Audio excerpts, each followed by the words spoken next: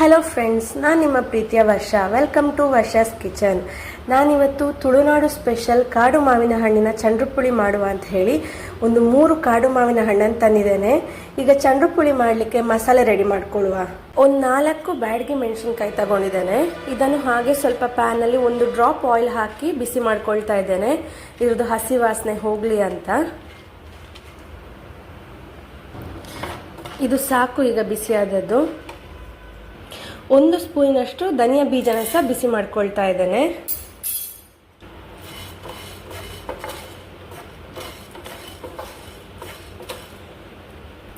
ಒಂದು 1/4 ಟೀ ಸ್ಪೂನಷ್ಟು ಸಾಸಿವೆನ ಸಹ ಬಿಸಿ ಮಾಡ್ಕೊಳ್ತಾ ಇದ್ದೇನೆ. ಆಯಿಲ್ ಏನು ಹಾಕ್ತೇನೆ, ಹಾಗೆ ಬಿಸಿ ಮಾಡ್ಕೊಳ್ತಾ ಇದ್ದೇನೆ.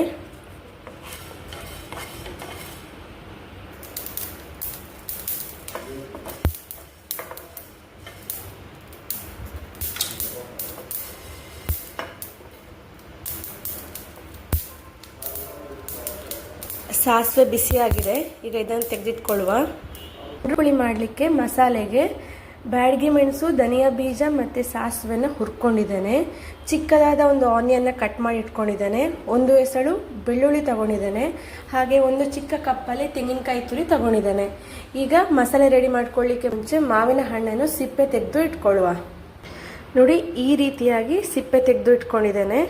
ಇನ್ನು ಉಳಿದ ಮಾವಿನ ಹಣ್ಣನ್ನು ಸಹ ಸಿಪ್ಪೆ ತೆಗೆದು ಇಟ್ಕೊಳ್ಳುವ. ಮಾವಿನ ಹಣ್ಣನ್ನು ಸಿಪ್ಪೆ ತೆಗೆದು ಸ್ವಲ್ಪ ಕಿವುಚಿ ಇಟ್ಕೊಂಡಿದ್ದೇನೆ. ಈಗ ಮಸಾಲೆ ರುಬ್ಬಿಕೊಳ್ಳುವ. ಎಲ್ಲ ಸಾಮಗ್ರಿಗಳನ್ನು ಮಿಕ್ಸಿ ಜಾರಿಗೆ ಹಾಕ್ಕೊಂಡಿದ್ದೇನೆ. ಹಾಗೆ ಇದಕ್ಕೆ ಸ್ವಲ್ಪ ನೀರು ಆ್ಯಡ್ ಮಾಡಿಕೊಳ್ಳುವ. ಈಗ ಇದನ್ನು ಗ್ರೈಂಡ್ ಮಾಡಿಕೊಳ್ಳುವ. ಈಗ ಮಸಾಲೆ ರೆಡಿಯಾಗಿದೆ. ಇದಕ್ಕೆ ನಾನು ರುಚಿಗೆ ಎಷ್ಟು ಬೇಕಷ್ಟು ಉಪ್ಪು ಹಾಕ್ಕೊಂಡು ಇನ್ನೊಂದು ಸಲ ಗ್ರೈಂಡ್ ಮಾಡ್ಕೊಳ್ತಿದ್ದೇನೆ. ಹಾಗೆ ತೆಗೆದಿಟ್ಟಿರುವಂತಹ ಮಾವಿನ ಹಣ್ಣಿನ ಸಿಪ್ಪೆನ ಸಹ ಇದೇ ಮಸಾಲೆಗೆ ಹಾಕಿ 1 ಸುತ್ತು ತಿರುಗಿಸ್ಕೊಳ್ತೇನೆ. ಆಗ ಅದರಲ್ಲಿರುವ ರಸ ಎಲ್ಲ ಮಸಾಲೆಗೆ ಚೆನ್ನಾಗಿ ಎಳ್ಕೊಳ್ತದೆ. ರೆಡಿಯಾಗಿರುವ ಮಸಾಲೆನ ಕಿವುಚಿಟ್ಟಿರುವ ಮಾವಿನ ಹಣ್ಣಿನ ಜೊತೆ ಮಿಕ್ಸ್ ಮಾಡ್ತಿದ್ದೇನೆ. ಇದಕ್ಕೆ ಈಗ ಸ್ವಲ್ಪ ನೀರು ಆ್ಯಡ್ ಮಾಡಿಕೊಳ್ಳುವ. ಎಷ್ಟು ಬೇಕೋ ಅಷ್ಟು ನೀರು ನೋಡ್ಕೊಂಡು ಆ್ಯಡ್ ಮಾಡಿದ್ರೆ ಆಯಿತು. ಈಗ ಚಂಡ್ರುಪುಳಿ ರೆಡಿಯಾಗಿದೆ. ಮಾವಿನ ಹಣ್ಣು ಸ್ವೀಟ್ ಕಮ್ಮಿ ಉಂಟು, ಸ್ವೀಟ್ ಬೇಕು ಅಂತ ಆದರೆ ಮಸಾಲೆಗೆ ಬೆಲ್ಲ ಆ್ಯಡ್ ಮಾಡ್ಕೊಳ್ಬೋದು, 1 ತುಂಡು. ನಾನು ಬೆಲ್ಲ ಏನು ಆ್ಯಡ್ ಮಾಡಲಿಲ್ಲ.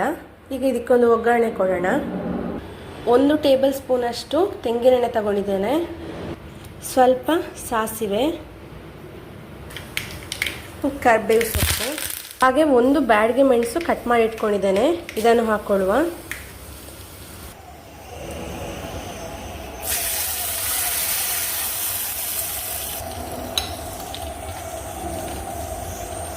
ಈಗ ಚಂಡ್ರುಪುಳಿ ರೆಡಿ ಆಯಿತು.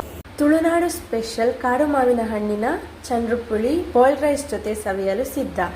ಈ ವಿಡಿಯೋ ನಿಮಗೆ ಇಷ್ಟ ಆದರೆ ಲೈಕ್ ಮಾಡಿ, ಶೇರ್ ಮಾಡಿ, ಹಾಗೆ ಸಬ್ಸ್ಕ್ರೈಬ್ ಮಾಡಿ. ಧನ್ಯವಾದಗಳು.